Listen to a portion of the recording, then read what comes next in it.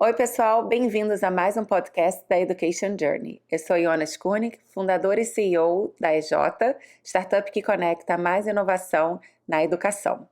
No episódio de hoje, a gente conta com um convidado super especial, meu querido amigo Thiago Rached.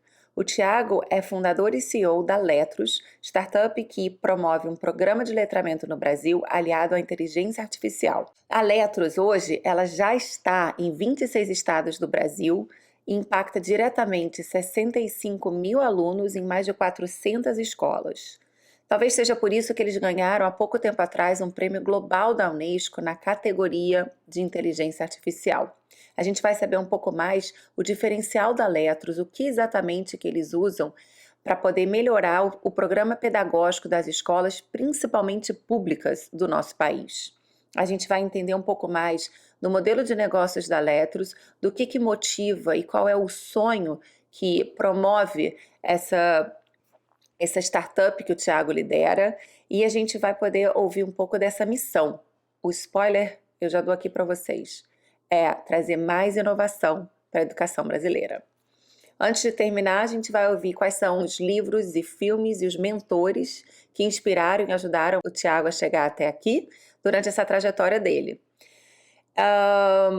E mais importante do que isso, eu queria ouvir de vocês no final o que vocês acharam, quais são suas perguntas, como é que vocês acham que a gente pode melhorar, a gente poder trazer para vocês aqui um conteúdo de qualidade para vocês também terem as suas inspirações, as suas motivações e irem atrás dos sonhos de vocês. Deixa seu comentário aqui com a gente. Vamos lá? Vamos ouvir um pouco mais dessa trajetória e dessa startup que está inovando e transformando o letramento do Brasil. Thiago, super bem-vindo, obrigado por estar aqui com a gente. Vamos lá. Primeiro, obrigado pela conversa, pela oportunidade. Meu nome é Thiago Rached, eu sou cofundador e CEO da Letros, uma empresa focada em diminuir o buraco do letramento, da capacidade de escrita e leitura no Brasil, com o uso de tecnologia e inteligência artificial. Sensacional. Vamos saber mais sobre isso já já. Mas eu gosto sempre de começar perguntando o que você entende que é inovação em educação? Essa é uma ótima pergunta. A minha visão de inovação em educação não está atrelada à tecnologia, necessariamente, não está atrelada à startup. Ela está relacionada diretamente à aprendizagem. Acho que inovar em educação é encontrar novas maneiras de alcançar um nível de aprendizagem superior dos nossos alunos, especialmente olhando num contexto de desigualdade educacional. Então, acredito que inovação ela é especialmente importante quando a gente consegue ajudar aqueles que, de alguma maneira, não têm acesso, não têm condições de alcançar um alto nível de aprendizagem. Perfeito, maravilha. A gente também acredita muito que inovação está longe de ser simplesmente tecnologia, né? A gente sempre fala que, na verdade, é um conjunto de 3 pilares: tecnologia, metodologia e currículo. Todas elas atreladas numa maneira de melhorar a qualidade da educação, a entrega, né? E aí, entrando um pouco na Letros, uma das coisas que mais diferencia vocês é o uso de inteligência artificial, essa ferramenta. Conectando ao que você acabou de dizer, como é que você vê o papel do uso da inteligência artificial na democratização da educação? E como é que isso se atrela à missão de vocês? Perfeito. A gente acredita, por mais contraditório que possa soar, que a inteligência artificial ela permite humanizar e personalizar o processo de aprendizagem, especialmente na área que a gente atua, que é a área de linguagem. A gente utiliza a inteligência artificial para tornar o processo de escrita dos alunos um processo mais claro e mais bem direcionado para os alunos e para os professores. A nossa inteligência ela é capaz de identificar uma série de padrões nos textos dos alunos e identificar com muita clareza quais são os principais pontos de desenvolvimento para cada aluno em cada estágio que ele está de aprendizagem. E a gente consegue fazer isso com muita individualização desse processo. A gente olha cada aluno com um olhar único. E a gente consegue entregar para o professor também uma fotografia das suas turmas e dos seus alunos bastante clara, estruturada e profunda. Como é que exatamente vocês operam para se destacarem das outras opções que a gente vê no mercado? O nosso olhar está muito centrado justamente no processo de aprendizagem.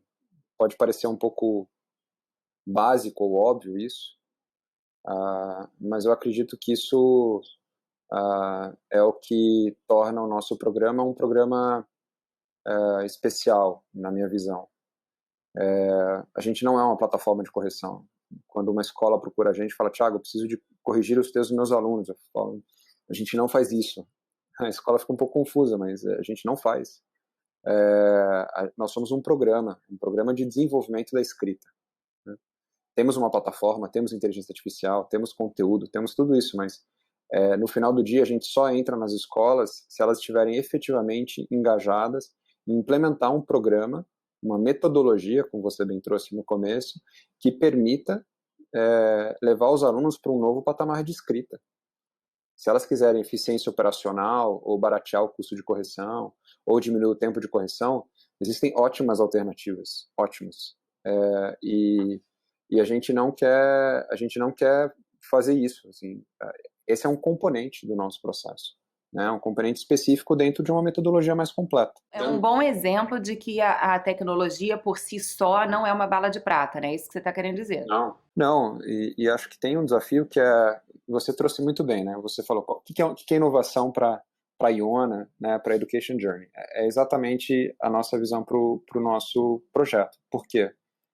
A gente acredita que tecnologia tem que necessariamente estar integrada à metodologia e tem que necessariamente fazer parte do currículo. Então, a gente não é uma plataforma que é disponibilizada para os alunos de maneira complementar, extracurricular, né? A gente não tem esse tipo de parceria. A gente entende que a gente tem que ser central ao processo pedagógico. Para ser central ao processo pedagógico, tem que fazer parte do currículo, né? E para ser central e poder gerar inovação prática, não basta você ser uma plataforma, você tem que ter uma metodologia, porque é o uso da tecnologia de uma maneira eficiente que permite você ter a chance de gerar algum tipo de impacto educacional. Então, o nosso trabalho é isso. Então, acho que esse é algo que é bastante próprio nosso. E acho que um outro aspecto importante em relação à inteligência artificial dando um exemplo, né, como você perguntou, um bom professor, uma boa escola, né, quando recebe o texto do aluno, se for um ótimo professor, ele vai conseguir fazer uma ótima devolutiva do texto dele. Vai conseguir sinalizar uma série de pontos a melhorar, de desvios de ortografia, gramática, entrar na parte argumentativa, etc. E ele vai entregar essa devolutiva para o aluno, provavelmente depois de umas 2 semanas que ele leva normalmente para terminar de corrigir o texto, e o aluno vai receber aquele papel todo corrigido. E essa experiência é uma experiência valiosa, ela é importante, esse contato professor-aluno é importante. Ao mesmo tempo, essa experiência, tanto do aluno como do professor,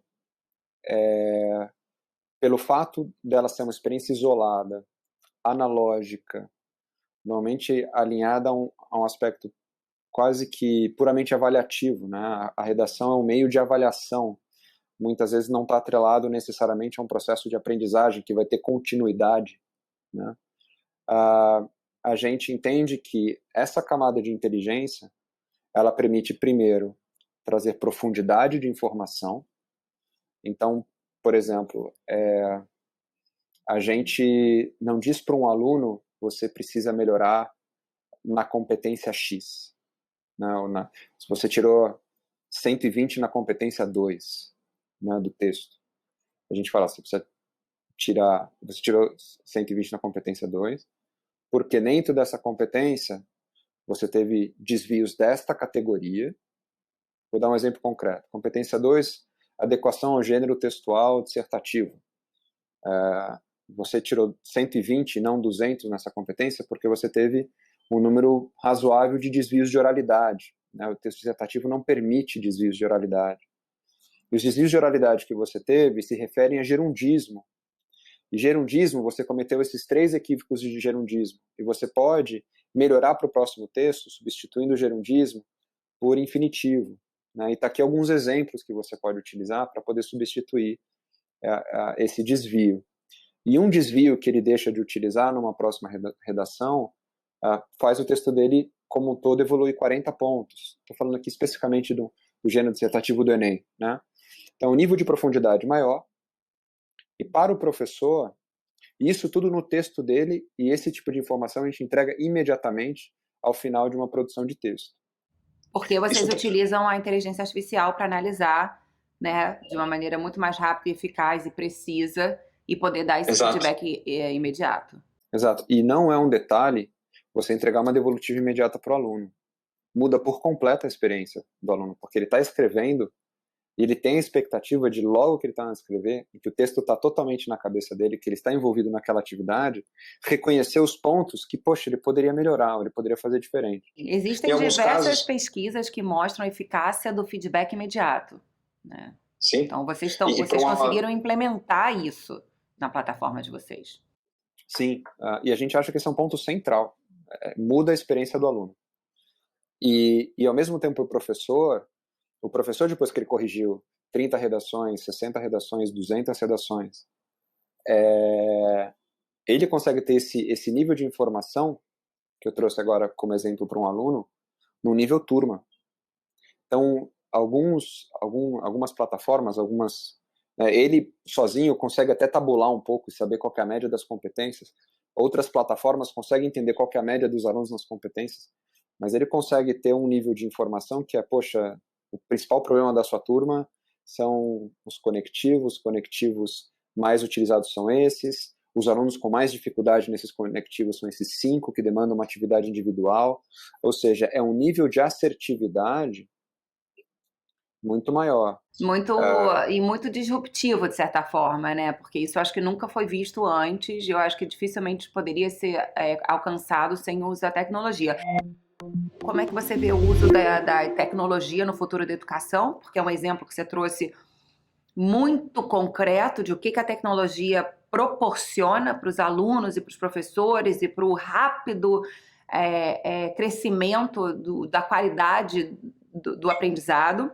Eu acho que uma coisa que está acontecendo nesse momento, especialmente de pandemia, e está acontecendo globalmente, que eu acho que é importante, acho que é relevante destacar, a tecnologia até 8 meses atrás, ela era, para a grande maioria das escolas, algo complementar, né? Era uma ferramenta complementar. Então, o dia a dia acontecia no analógico, acontecia no presencial, e de repente, do dia para a noite, todo mundo teve que se adaptar e a tecnologia passou a ser o meio pelo qual a educação acontece, né? Do dia para a noite, a educação se tornou central, né? E eu acho que as primeiras ondas, a gente completou há 2, 3 anos, a primeira onda de edtechs no mundo, né? O ciclo, claro, o ciclo, né? É um ciclo, né? Assim, a gente sempre teve tecnologia educacional há algumas décadas, né? Mas quando a gente olha para o movimento de startups profissionais sendo investidas por fundos e tecnologias sendo implementadas em escala nas escolas, isso tem 10, 12 anos, né? Começou a primeira onda. A gente percebeu um movimento muito claro das edtechs. Falando de edtech, mas também tem as grandes corporações com tecnologia, mas foi muito um movimento de eficiência, né? O foco era eficiência. Então era como que a gente pega a aula presencial e leva a aula para a aula digital, em vídeo. Como que a gente pega a avaliação, que é em papel, e coloca no computador, né? Como que a gente pega a comunicação, que a comunicação é offline, e a gente passa para uma comunicação online em tempo real. Então foi muito um movimento de eficiência, né? Então era quase que tentando replicar o modus operandi da educação básica, né, tradicional, dentro de um contexto digital, né? E era uma adaptação assim, quase que pegando lá o framework que você trouxe no começo, Ana, assim, como que a gente garante a tecnologia mantendo currículo e metodologia, né? E eu acho que a nova fase, e acho que as tecnologias e as grandes inovações têm que necessariamente olhar para a parte pedagógica. Assim, acho que o grande desafio e acho que o grande salto que a gente pode dar no ponto de vista de impacto é quando a gente começar a ter um olhar de inovação para o pedagógico, e a partir desse olhar inovador para o pedagógico, a gente pensa a tecnologia. Mas primeiro a gente pensa o pedagógico. Pensando nas pessoas que fizeram um pouco dessa migração parecida com a sua, né? Acho que você podia contar um pouquinho da sua trajetória, já pensando o que você acha que as pessoas que querem vir para o mundo de educação deveriam prestar atenção e seguir nessa mudança que eu sei que você fez, né? Uma mudança do setor mais de investimento para a educação. Eu acredito que uma coisa que eu vejo com muito valor, acho que não só na minha trajetória, mas acho que de várias pessoas que eu sei que estão hoje no mundo da educação, eu acho que a experiência prática dentro de um universo concreto de educação. Acho que a gente tem acho que infelizmente a gente ainda tem uma visão de que educação é muito intuitiva, né? Porque todo mundo foi para a escola. Então todo mundo foi para a escola, todo mundo entende de educação, todo mundo viveu educação, e todo mundo está apto a criar um novo projeto em educação, porque todo mundo foi para a escola, né? E todo mundo tem uma visão crítica em relação à educação. É quase que nem futebol. Assim, todo mundo tem uma opinião de futebol, todo mundo comenta de futebol. Eu também posso comentar como que deve ser a aula. E a gente viu vários movimentos que foram movimentos dentro do mundo de educação que deram água, que acreditaram muito um pouco nessa visão, né, a gente teve uma onda de gamificação, a gente teve uma onda de ensino adaptativo, que são coisas que fazem sentido. Acho que os conceitos eles são fortes, acho que existe teoria por trás que comprovam que essas coisas fazem sentido, mas que várias vezes não foi para frente alguns projetos porque não existia um conhecimento concreto do contexto educacional. Como que o professor vai usar? Como que o aluno vai usar? Como que isso vai ser integrado ao currículo? Qual que vai ser a metodologia? Como que a gente vai acompanhar? Né? Assim, não tinha algo pé no chão para fazer acontecer. Então, eu vejo que esse desafio de inovar em educação, e para quem está pensando em seguir esse caminho, se dedicar à educação, etc., uma coisa que eu faria é ter vivência, de alguma maneira. Ter vivência num contexto de educação, não é necessariamente para a sala de aula, mas ter uma vivência dentro do segmento, dentro do lugar onde você se vê atuando em educação. Lembrando que a educação é um negócio super amplo, né? Educação superior, corporativa, educação básica, infantil, etc. Então, você tem vários mundos dentro de educação, e acho que ter vivência prática, né? Quer trabalhar com educação pública, então, poxa, ter uma vivência em secretaria acho que é muito rico. Quer trabalhar com educação básica, poxa, ter uma vivência em escola é muito rico, né? Eu acho que esse tipo de experiência traz um nível de conhecimento, né, muito relevante para quem quer depois fazer alguma coisa acontecer ou construir algo nesse sentido. Acho que essa é uma dica que... Eu concordo, eu assino embaixo. Eu estou há 7 anos nesse setor. Eu vim de um setor bem diferente, né, passei pelo setor privado no começo da minha carreira, depois setor público, fiz mais de um mandato no estado do Rio de Janeiro, e fiquei 7 anos antes de agora empreender fundando a Education Journey. Eu dei aula durante um ano, eu estive numa startup que trazia uma solução para professores, então assim, realmente eu consigo relacionar cada uma das minhas etapas, cada uma dos meus chapéus, né, da cadeira onde eu sentava na mesa, para agora estar podendo entender qual é a dor que a gente está atacando de uma maneira muito clara. Então, eu sou a prova viva de que essa sua dica tem muito valor, né?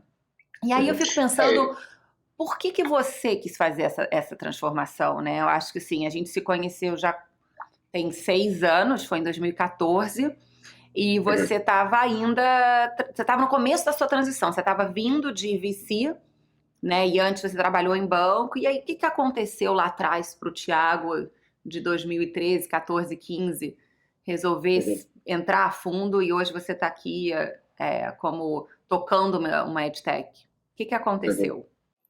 O meu vínculo com a educação, ele é um vínculo muito, muito pessoal e muito, muito afetivo. Eu tive uma atuação muito ativa no setor social de educação, como voluntário e como fundador de ONG e professor. Então, isso era algo muito forte dentro de mim. E eu sabia que em algum momento eu ia querer trabalhar em educação. Eu tive uma sorte, um privilégio, na minha experiência como investidor venture capital, de olhar para a educação e trabalhar com empreendedores de educação, que foi uma experiência muito inspiradora também e que me conectou um pouco a minha paixão com a minha vocação, com a minha profissão. E essa proximidade com empreendedores e essa minha paixão fez eu tomar a decisão de querer dedicar minha vida para isso, assim, de maneira exclusiva, focada, né? Como investidor, eu não tinha a opção de ser investidor só em educação, né? Eu olhava para outros setores, para outros tipos de negócio. O fundo que eu trabalhei não tinha um mandato de impacto social, que para mim é algo também muito importante. E eu tomei, na época, a decisão e comuniquei meus sócios na época de que eu queria mudar de lado na mesa e que tinha um certo chamado ou uma epifania de que eu precisava me dedicar à educação de maneira integral.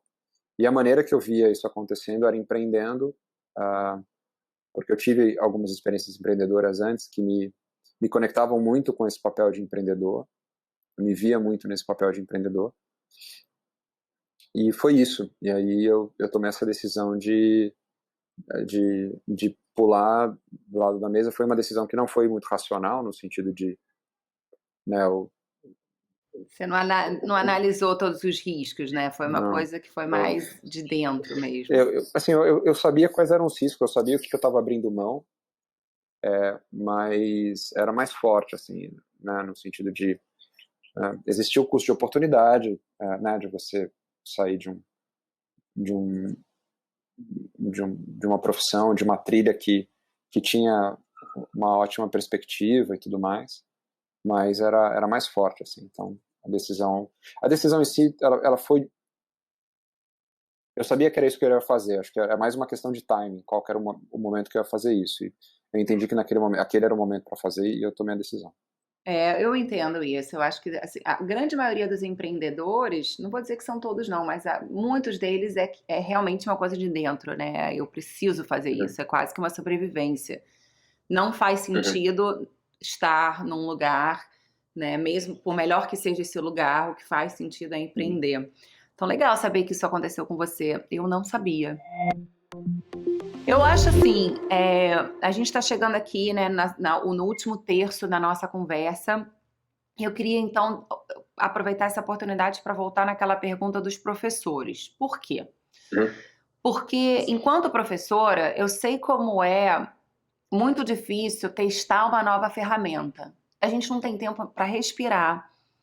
E existe uma certa, enfim, um medo de errar, né, enquanto professor, quase que uma descrença também de que essa ferramenta vai realmente me ajudar. Tem uma série de barreiras, né? E, no entanto, vocês estão aí conseguindo uma penetração bastante relevante, de sucesso, muito bacana. Conta pra gente como é que foi as suas primeiras experiências com os professores, nas suas primeiras escolas, alguma coisa que para você tenha marcado muito e que você possa, e que para você fez muito sentido e daí você aprendeu e consegue hoje, então, manter o seu crescimento de uma maneira constante. Perfeito. Acho que antes, assim, sendo super transparente, assim, as primeiras experiências dentro das escolas, com os professores, até mesmo com os alunos, foram bem caóticas, assim, porque a gente não sabia qual que era a maneira certa. Que bom ouvir isso, porque se você falasse que era um mar de rosas, eu não sei se ia dar para acreditar, né? Então, assim, realmente, conta um pouco desse caos e como é que você saiu disso. A gente começou com um protótipo, né? Meu sócio Luiz, que você conhece bem também, era ele batendo na porta da escola e explicando para o coordenador o que era o projeto e pedindo para fazer uma produção de texto com uma outra turma, né? E normalmente o professor não entendendo exatamente o que estava acontecendo, e a gente explicando ao professor e, né, imagina falar para um professor de produção de texto que os alunos vão escrever no computador, que vai ter uma inteligência artificial linguística, que ele não vai corrigir o texto do aluno. Nossa, era uma quebra de tantos paradigmas ao mesmo tempo que, assim, era assim, acho que quando a gente explicava isso para a primeira vez, a gente tinha que, né, esperar um tempo para poder a pessoa digerir tudo que a gente estava falando. Então, mas o que a gente aprendeu é que, dado que o que a gente está propondo é algo relativamente novo, né, para a maioria dos professores, e você tem toda a razão nessa questão, essa percepção inicial do professor de desconfiança, de insegurança, e é tudo legítimo, tá? Uma desconfiança e uma insegurança legítima, tá? Porque uma boa parte das soluções tecnológicas que tentou se implementar em sala de aula não deram certo e não funcionaram, e não deu certo para o aluno, não deu certo para o professor. Então é legítima essa insegurança, essa desconfiança. E a maneira com a qual a gente conseguiu sair um pouco dessa situação de desconfiança e de caos foi, primeiro de tudo, tendo uma conversa muito aberta e muito franca com os professores, em que a gente traz eles para um processo, a gente chama de formação, mas não, é mais uma conversa, assim, em que a gente, primeiro, resgata o porquê que a gente está fazendo o que a gente está fazendo, o porquê que eles estão fazendo o que eles estão fazendo. Então, é uma fase inicial muito de sensibilização, assim, de conexão, né? Porque no final do dia a gente quer a mesma coisa, né? Então, a primeira coisa é isso, de a gente se alinhar em relação aos nossos objetivos. É uma parceria, né? Ao invés de ser nós estamos ajudando vocês. Não, o professor é o líder, a professora é quem faz acontecer, assim, é a figura mais importante do nosso programa, sem dúvida nenhuma, assim, sem dúvida nenhuma. E acho que esse é um erro que agora a gente já aprendeu, acho que os empreendedores de educação já sabem, mas muita gente pensa no produto pro aluno, né? Assim, é muito comum. Deixa eu ver como é que o produto vai funcionar pro aluno, pro aluno, pro aluno, pro aluno. Cara, você está esquecendo a pessoa mais importante desse processo, que é quem vai gerir esse processo, né? Então, esse é um aprendizado que a gente está evoluindo, tá? Não estou dizendo que a gente tem uma solução perfeita para os professores, não. A gente está aprendendo com esse processo. Mas acho que uma coisa é se conectar e alinhar objetivos, né? E colocar o professor para usar, assim, dentro de um ambiente seguro, dentro de um ambiente que eles podem esclarecer as dúvidas, em que eles possam ter uma primeira experiência e perceber que, poxa, não é tão complicado assim de acessar, não é tão complicado assim de entender. Poxa, essa inteligência artificial, olha só, interessante, tem umas informações aqui que eu nunca vi. Então, é ir muito de mão dada com eles, né, nessa experiência inicial de conhecimento do nosso programa. Então, isso para a gente é muito importante, essa conexão inicial. E a gente tem um esforço também de ouvi-los e entender como que a gente adapta o programa. Acho que uma coisa que é muito importante, que acho que vale a pena ressaltar, é o sucesso do nosso programa está não só na aprendizagem do aluno, né, do engajamento na aprendizagem, mas também em como a gente facilita a vida do professor. Que, de fato, a vida do professor é uma vida super corrida e cheia de compromissos e operacionalmente também com vários desafios. Então, assim, como que a gente consegue... Exato. Então, a gente teve muito esse olhar de como que a gente facilita a vida do professor. E, Tiago, E... esse professor que a gente está falando aqui, e aí essa é a minha última pergunta antes da gente ir para as perguntas rápidas, explica um pouquinho para a gente. Ele é professor da rede privada ou da rede pública? E claro que a gente não pode deixar de falar da parceria sensacional que vocês estão fazendo com o Estado do Espírito Santo. Então, assim, qual é a diferença que você está vendo em lidar com o setor privado? E claro que de tanto impacto que a gente falou, eu sei que você é muito comprometido, o grande lance de impactar a educação do Brasil é através do ensino público, né? Então, esse professor você está falando? Ele é do ensino público ou privado? E como é que você está fazendo para ficar mais perto do setor público? Esses pontos que eu trouxe sobre professores, né, do receio, da insegurança, da desconfiança, eles são de todas as áreas, área pública e área privada. Então, o que a gente percebe, talvez em algumas escolas privadas, é os professores mais técnicos ou mais acadêmicos, trazendo algumas questões mais específicas de produto. Acho que eles têm um olhar um pouco mais profundo sobre o texto do aluno, e isso é algo extremamente positivo para nós, que aprendemos muito com eles. Mas do ponto de vista de perfil e postura, comportamento em relação ao nosso programa, a gente nota uma grande semelhança entre os dois, generalizando muito esses dois perfis, até porque tem professores que são das duas redes, né, mas desses professores cheios de público e privado. Em relação à rede pública,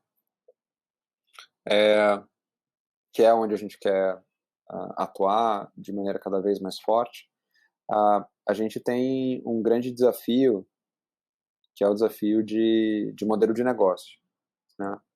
É um desafio que é compartilhado, com certeza, com a maioria das empresas de educação, que querem atender o estudante da escola pública e que se depara com alguns desafios, né?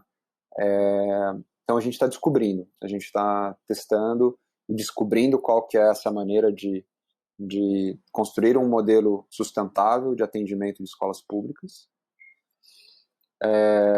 Estamos caminhando e conversando com o governo para encontrar esse caminho conjuntamente, porque a gente já entendeu que o governo quer o que a gente está trazendo. Acho que é quase que um desafio burocrático, até mais do que orçamentário.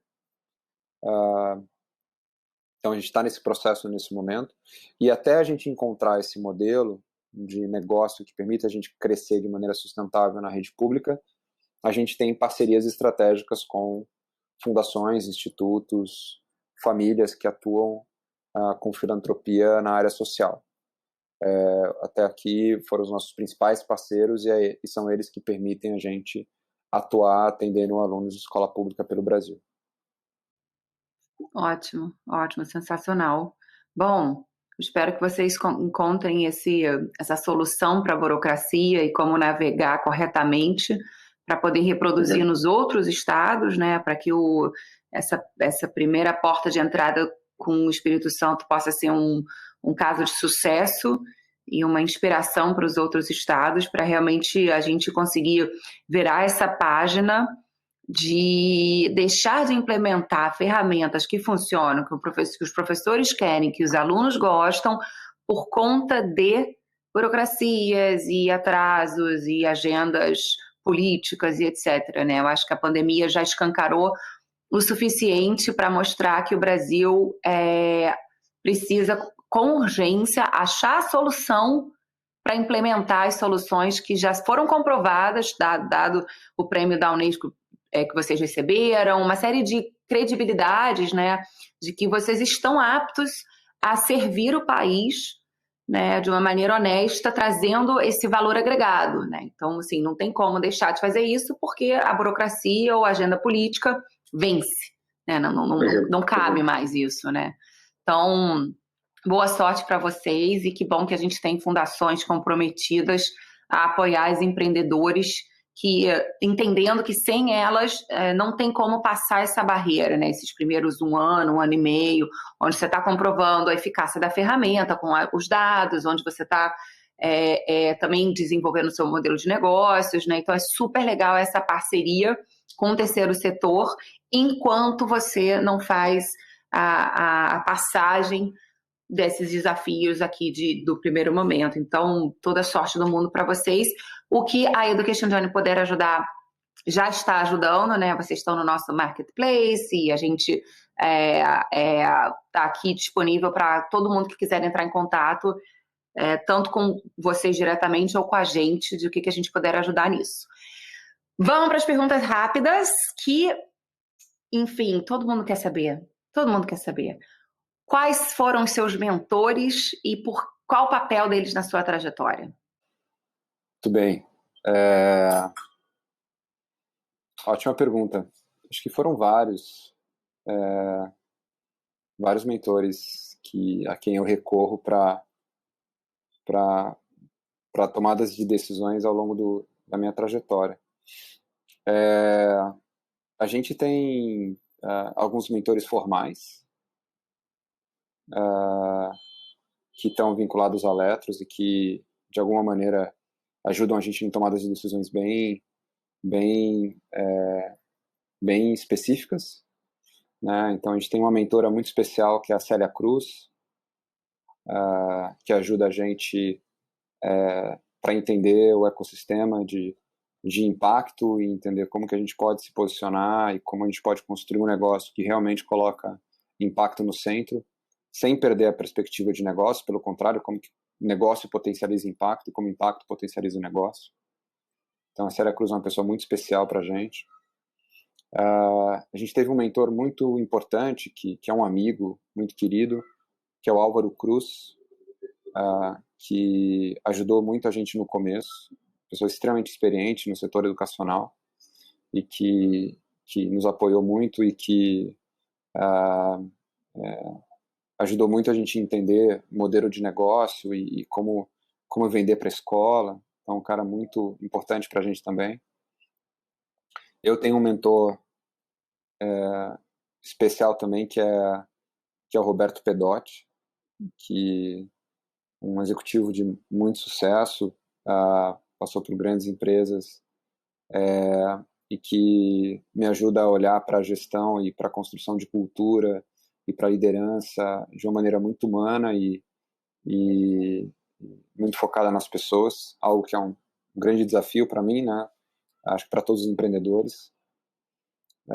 Essas são algumas pessoas, deveriam ser perguntas e respostas rápidas, então vou parar por aqui. Adorei, eu acho que é muito legal a gente, assim, você poder publicamente agradecer essas pessoas importantes, né? Acho que elas vão ficar felizes, e também eu acho que é legal as pessoas entenderem que os mentores são pessoas próximas da gente, né? Não precisa ser, acho que sim, tem uma certa idealização, né? E na verdade não, o mentor pode ser uma pessoa que te acompanha e que te, né, não tem modelo certo e nem perfil certo de mentor, né? Então é legal as pessoas entenderem que todo mundo pode ter um mentor e que, enfim, sempre faz bem. A outra pergunta é o seguinte: qual momento você se arrepende de alguma coisa que você fez ou deixou de fazer? Por quê? E o que você faria diferente?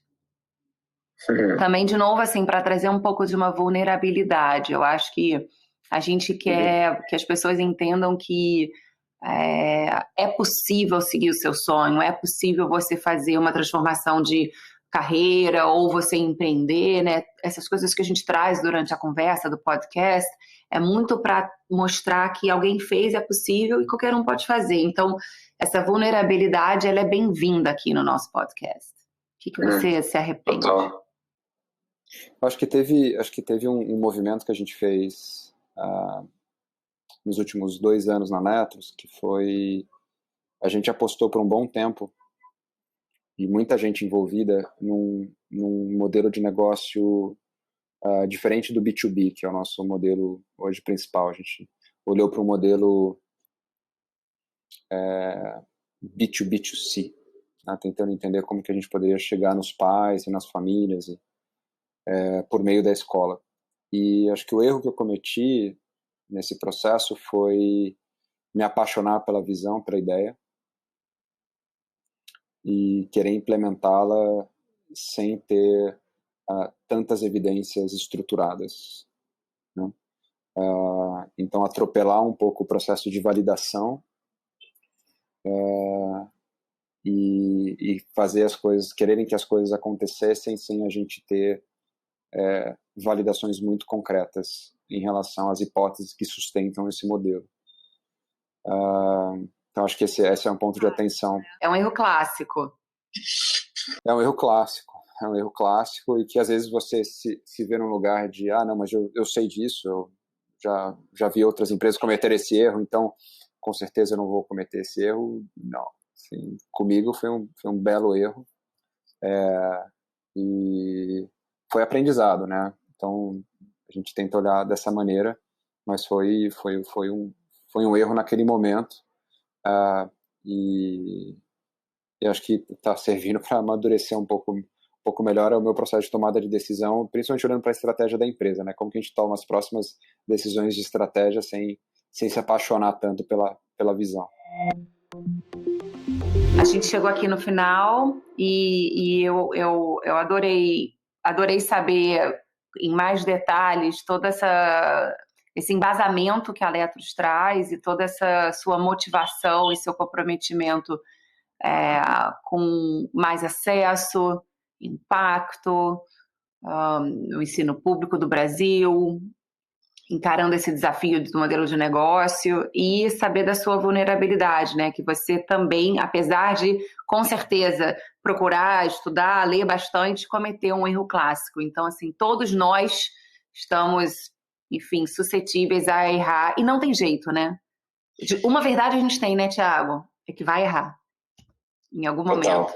Essa certeza você pode ter. Total. E empreender em educação é muito difícil. No sentido em que é muito apaixonante, né? Você se envolve emocionalmente, então acho que esse é um ponto de atenção foi o erro que eu cometi, né? De se apaixonar por uma visão e querer se aprofundar, e acho que é um ponto também de atenção para os empreendedores em educação, que às vezes olha muito para o impacto, às vezes olha muito para o potencial de ajudar as pessoas e leva o processo para um lugar não tão racional. E eu fiz isso. Eu caí nessa armadilha. Muito bom. Bom, chegamos ao nosso tempo final. Foi um prazer ter você aqui com a gente. Sinto uma alegria incrível de ver você aí com seu bebê andando. Nasceu, já passou de engatinhar, agora ele está andando super bem, com super sucesso. Desejo muita sorte para você. E conta com a gente para o que for preciso. Tenho certeza que todo mundo que ouviu hoje também vai tirar grandes aprendizados e ficar muito grato de você ter compartilhado seu tempo com a gente e a sua trajetória aqui. Super obrigada. Eu que agradeço, fico super feliz de poder participar aqui nesse comecinho da sua jornada empreendedora junto da Education Journey. Acho que é uma ideia maravilhosa, acho que a gente precisa organizar a informação do ecossistema e disponibilizar isso de maneira organizada. Então, obrigado pela oportunidade, pelo papo, e muita boa sorte para vocês também.